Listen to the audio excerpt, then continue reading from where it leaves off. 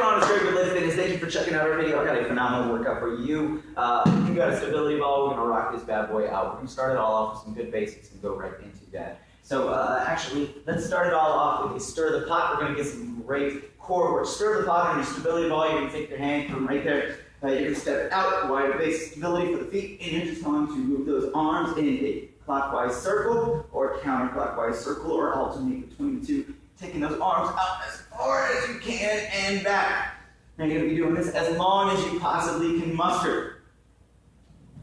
After you can't hold that anymore, maintaining good form. By good form, I mean tuck those hips underneath. What I don't want to see is the center booty starts hiking up. We want to take them underneath, and you're going to brace those abs. Then we're going to slide on down where the feet are on top. We're going to do some push-ups. You want to keep those elbows kind of tucked at the 30 to 45 degree bend towards the hips. Sink down slow and low. If this is too tough, you're just going to walk it back. It's the great thing about the stability ball. Walk it back, and it's going to make it a little bit lighter. From here, after you start cranking out a whole lot of these, you're going to walk it wherever is going to be good. I find it starting just below the knees the best. Again, if it's too tough, you're going to move it into above the knees. But we've got a pike plank, great for the shoulders, great for the chest, great for our stability in the shoulders, a little bit in the chest. You want to maintain that neutral spine. So actually, as you raise those hips as high as you can get it, you're going to be looking down towards that ball and back down, keeping those belly buttons braced. Again, this is a great compound movement, specifically for the abs. Really hit some plank work, really get some nice rectus abdominals, get the internal external obliques firing. After you start cranking some of those, let's go ahead and start hitting some more of the back. Now this one's going to be tricky. It's a bridge, or not a bridge. This one is a floor cobra, ball cobra. And you have to have a ball to put your feet or something to anchor. You are going to position the stability ball right about on the abdomen. This is going to be working those back extensors. Down here, you're going to pop it up like cobra. Really focus on getting that overarch, squeezing through, low back, mid back. Pull those shoulder blades together so you get those rhomboids and low traps. Back out slow and controlled. Boom, pop it up. Tight. Down slow. Now as we do this one, also maintain neutral knees. What I mean by that is oftentimes they'll pop out to the side. Don't let that happen. Keep those toes facing straight forward. You're going to be looking straight forward until we're down here. Relax everything, let it come down, and pop it back up. And this is a really good exercise to target right after some of the abdominal work. So we're hitting the muscles that oppose what the abdominals do. After here, let's start working into some lower body. We're going to go into our stability ball leg curls.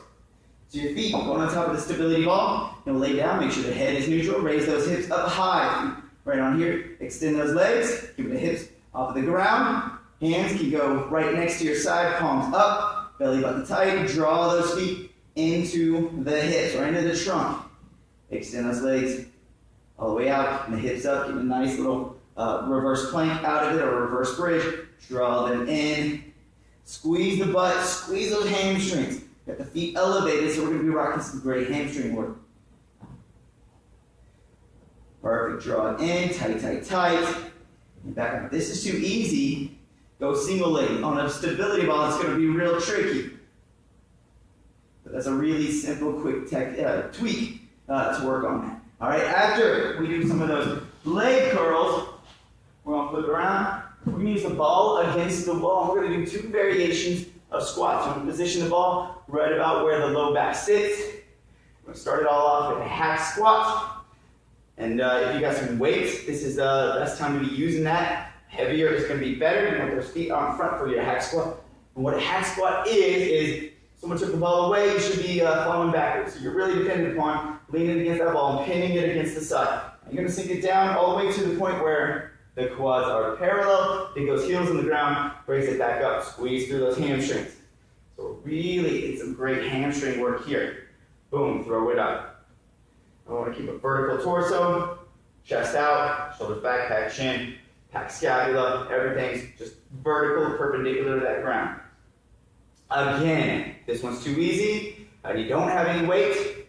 Your best week, and it's going to be tricky. It's best to hold on to something if you got it, but it's going to be a single leg hack squat. After this, we're going to go into your squat, your regular squat. Your regular squat is just going to move those feet back. So they were out here. Now we're going to bring it underneath.